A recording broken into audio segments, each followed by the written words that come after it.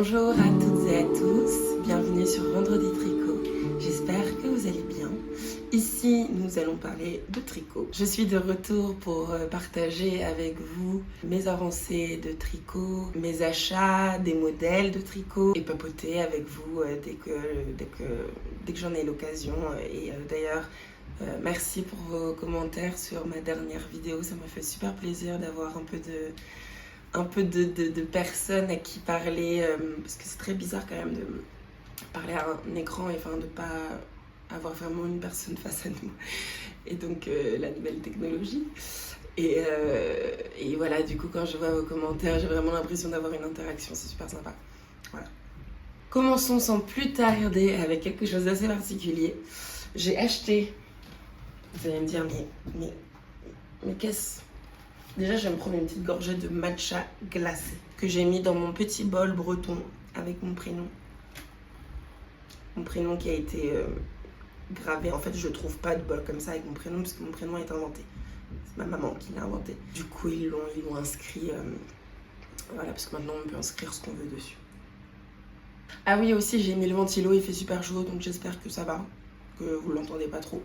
Donc je disais que j'ai acheté... Oh, attendez, j'essaie de vous montrer, c'est bon. Je vais y arriver. Voilà. Donc qu'est-ce que c'est que ça? C'est une étagère pour mettre mes pelotes, sauf que c'est pas une étagère quelconque. C'est une étagère où en fait j'ai acheté ça, j'ai vu des inspirations, j'en ai trouvé une, j'ai trouvé une image qui m'a donné tellement envie d'avoir ce genre d'étagère à tricot. En fait, c'est une étagère à vin que moi je vais accrocher au mur. Donc j'ai acheté les fixations et là-dedans, c'est mon étagère à vin que je vous mettrai en photo. Donc les cases vont non pas me servir à mettre toutes mes bouteilles de vin, mais à mettre toutes mes pelotes. Donc je suis très contente, ça va faire un joli rendu, je pense, dans mon petit salon de tricot et de théâtre. Et voilà. Je vais évidemment demander à mon amoureux bricoleur de l'aide, voire beaucoup d'aide, voire beaucoup. Parce que j'ai pas la main du bricolage. Après, il va m'apprendre, c'est bien. Mais voilà, il y a des choses que je regarderai aussi, certainement. Ce qui est bien aussi, c'est que je vais le mettre en hauteur parce que j'ai des chats. Après, c'est au-dessus d'un meuble, mais disons que je peux pas le mettre par terre. Et une étagère simple, pareil, j'ai l'impression qu'ils peuvent y accéder et commencer à prendre les pelotes, à jouer avec. Et là, comme c'est vraiment des cases assez particulières, je pense qu'ils auront pas trop accès. Ensuite, je voulais vous parler de Coucou Miami.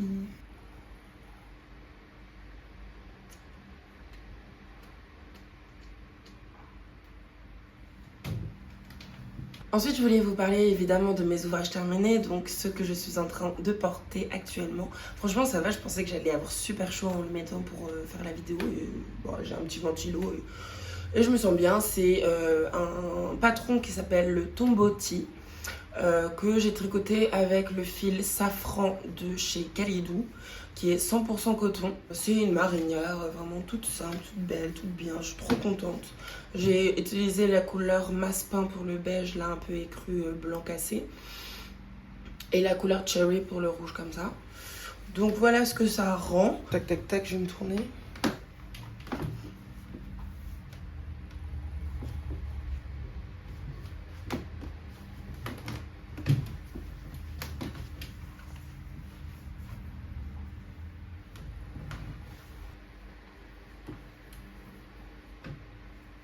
Pour vous parler de la construction de ce patron, nous commençons par l'arrière en aller-retour. Donc moi j'ai respecté la taille préconisée dans le patron pour l'aller, pour mes mailles en droit. Mais pour mes mailles en vert, je prends toujours 0,5 mm de moins parce que j'ai des mailles en vert hyper lâches, c'est insupportable. D'ailleurs sur mon nouveau projet que je vais montrer tout à l'heure, je sais pas quoi faire pour ma tension en envers, c'est un... bon. Pour l'instant, j'ai cette technique-là où je descends de 0,5 mm d'aiguille pour l'envers. Donc nous faisons les allers-retours. En même temps, nous faisons des jeux d'augmentation. On continue, puis on commence à faire le raglan en même temps ici. Ce sont des côtes 1-1 que j'ai tricoté sur l'envers. Donc ça, c'est les côtes envers. Et ça, c'est les côtes si je les avais fait laisser à l'endroit. Vous voyez, il y a une grosse différence là. Là, on voit, c'est les mailles endroit. Et ici, c'est hyper régulier. Donc ça, la technique, c'est génial. C'est que vous mettez votre tricot. En fait, vous retournez votre ouvrage dans le sens de l'envers. Et vous faites une sorte de German short rows pour pas qu'il y ait de décalage avec le rang d'après, que votre fil soit sur l'aiguille droite. Et vous commencez à tricoter en fait en envers les côtes. Et du coup, ça vous fait des côtes vraiment plus définies. Et puis le German short rows que vous avez fait au début de rang, vous tricotez les deux brins ensemble du rang raccourci à l'allemande. Voilà. Par contre, donc le problème, donc pas de problème sur le patron, plutôt compréhensible. Franchement, c'était très cool à tricoter. J'ai eu des problèmes de nombre de mailles, mais ça c'est moi, je pense que j'ai pas concentré. Mais voilà, il me va super bien. Le truc, c'est que le col, pour moi, il est trop lâche. On est d'accord. Là, c'est même pas pour moi, c'est pour tout le monde. Il est trop lâche. Donc, j'ai acheté chez Toto Tissu un fil élastique pour rendre plus souple, enfin plus élastique du coup, plus resserré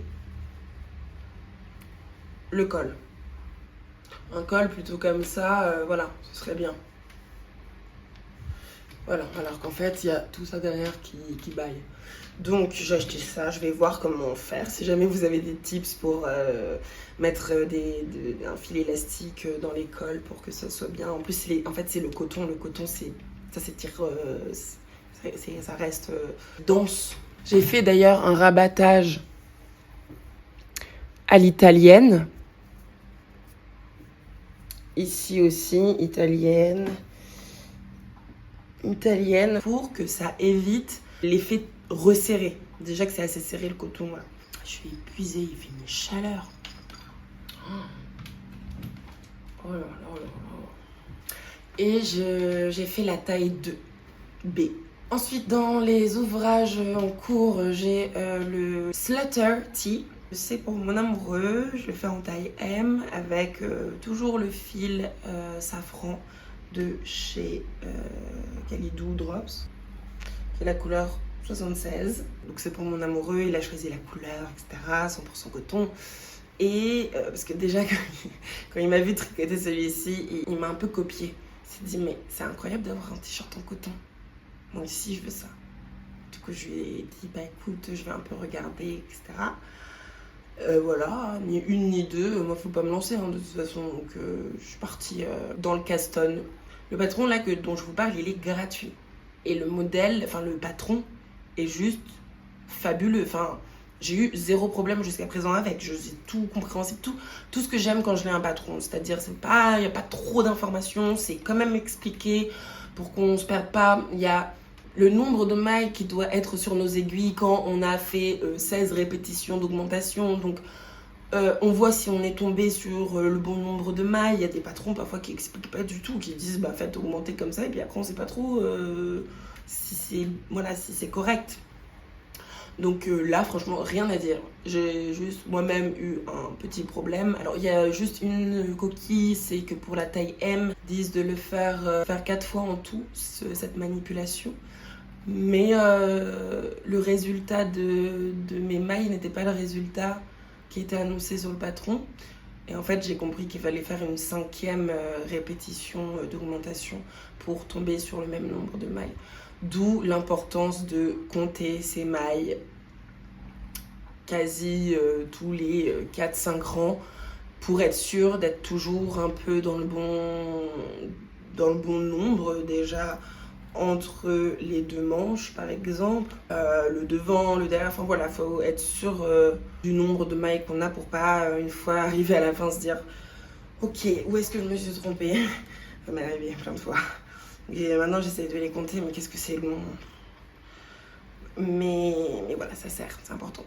Et donc, moi, l'erreur, malheureusement, que j'ai faite, c'est que, comme je vous disais, mon envers est différent de mon endroit. Donc, on commence, il est plus large que mon endroit. Donc, on commence par le dos en aller-retour. Et comme vous voyez, disons que mes mailles, du coup, de l'aller-retour par rapport au rond, je pense que vous allez un peu voir. Ouais, ça se voit, ouais. Voilà, mes mailles d'aller-retour par rapport au rond. Donc là, c'est les mailles. Attendez, j'essaie de regarder. Là, c'est les mailles d'aller-retour. Et on voit là que ça se resserre parce que je tricote en rond. Vous voyez? Et donc, c'est un peu déjaugé.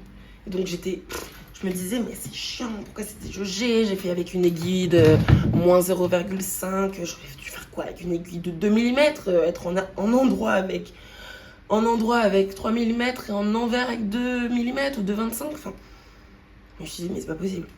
Je ne sais pas serrer mes rangs envers. Je comprends pas. Donc, j'ai essayé tant bien que mal de continuer. Puis, j'ai regardé une vidéo qui explique comment... parce que j'avais une maille un peu lâche à l'arrière. Donc, il y a une vidéo qui explique comment rééquilibrer la tension des mailles. Donc, la technique est superbe, hyper addictive. J'ai fait ça après, je crois, pendant 6 heures quasi d'affilée. Et c'est tout. Là, disons que c'est propre. Hein, c'était bien pire que ça. Hein. Donc, j'ai essayé de remailler. Donc, ça se passe comme ça. Je vais essayer de vous montrer parce que c'est hyper satisfaisant. En gros, vous avez par exemple,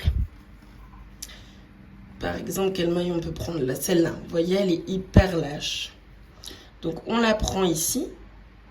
Tac. Et on continue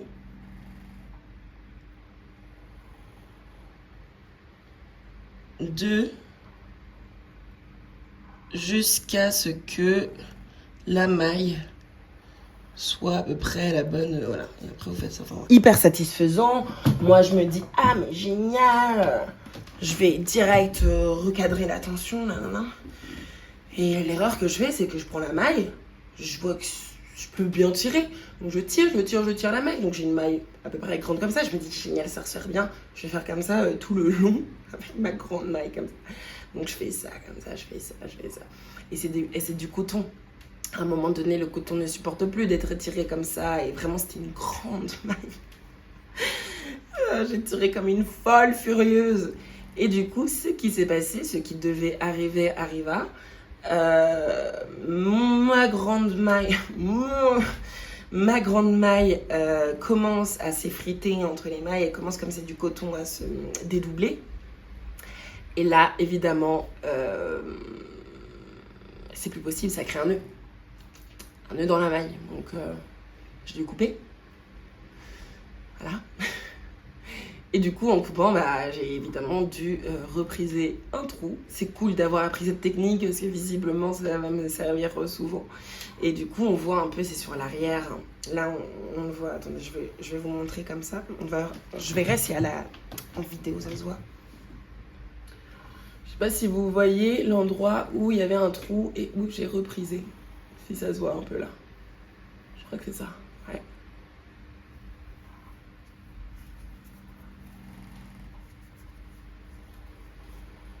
On voit là qu'il y a une petite cicatrice. Mais franchement, je crois pas que ce soit trop porté et tout. Ce sera, je pense pas, avec aussi le blocage, tout ça. C'est pas très grave. C'est sur le dos, voilà. Au moins, j'ai pu le réparer. Donc voilà, c'est un patron gratuit qui se tricote du haut vers le bas, comme vous pouvez le voir. On fait le col, tac, tac, tac, tac, tac. À l'arrière, aller-retour, tac, tac, tac, tac, tac pour le dos. On fait en même temps les épaules cavalières. J'adore les épaules cavalières, comme ici. Voilà, très chic, très raffiné. Très raffiné. Les épaules cavalières, puis on fait le raglan pour les manches qui suivent l'épaule cavalière, comme ici. J'ai commencé à faire en rond. Évidemment, j'ai tourné, twisté mes mailles, mes premières mailles castonnées pour faire le tour. Je les ai twistées, donc il fallait que je recommence. Voilà, mais bon, c'est les aléas du tricot. C'est pour ça qu'on le fait aussi, c'est pour apprendre des choses. Et pourtant, j'ai fait hyper attention. Je me suis dit, je sais que je peux tourner le truc, il faut bien que je le fasse. Et ben, je l'ai quand même fait.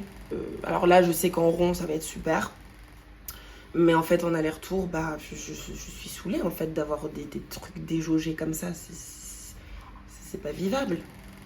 C'est pas vivable d'avoir des trous comme ça. Je vais encore essayer de rééquilibrer certaines mailles. Mais je sais pas comment faire pour cette histoire de renvers trop lâche. Pourtant, j'essaye, hein, je fais attention, j'essaye de serrer, mais rien n'y fait. Donc voilà, je vous tiendrai au courant de l'avancée de ce t-shirt qui, je pense, sera magnifique malgré tout. Dans mes envies, j'ai toujours le fameux lantana bandana avec les petites perles, etc. J'ai tout le matériel, j'ai qu'une hâte, c'est de commencer à le tricoter. Mais comme je pars en voyage et tout, avoir les perles, machin, je pense que je vais me focus déjà sur le t-shirt pour mon amoureux. Je pense aussi du coup que dans la prochaine vidéo, j'aurai fait ce petit montage d'étagères à pelote et j'aurai commencé à les ranger.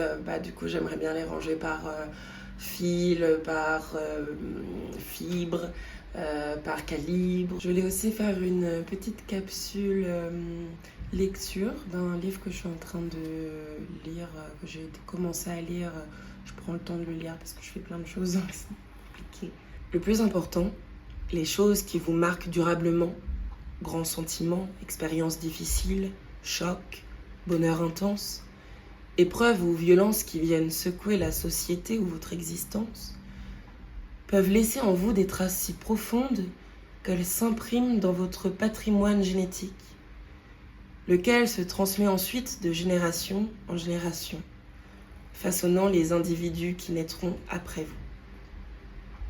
C'est une loi fondamentale. Vos gènes charrient vos émotions, souvenirs, expériences et traumatismes d'une vie à une autre.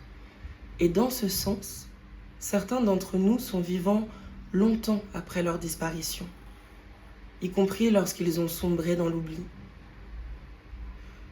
Nous portons perpétuellement en nous le passé, continent invisible et mystérieux qui affleure parfois quelque part entre le sommeil et la veille.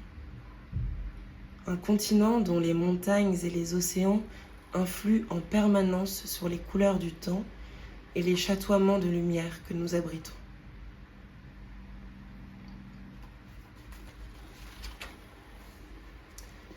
Voilà. Ton absence n'est que ténèbres. Jan Kalman Stephenson. Donc voilà, je voulais vous partager ce petit extrait. Si vous êtes arrivé jusqu'ici, que vous avez tenu la lecture, vous pouvez mettre un petit bouquin en emoji pour qu'on se fasse un petit clin d'œil. Et voilà, dites-moi ce que vous êtes en train de tricoter en ce moment, qui vous rend fier, si vous quelque chose, un de vos projets qui vous a rendu le plus fier, vous pouvez mettre tout en commentaire. Voilà, je vous dis à très bientôt sur Vendredi Tricot et prenez soin de vous, très important. Ciao.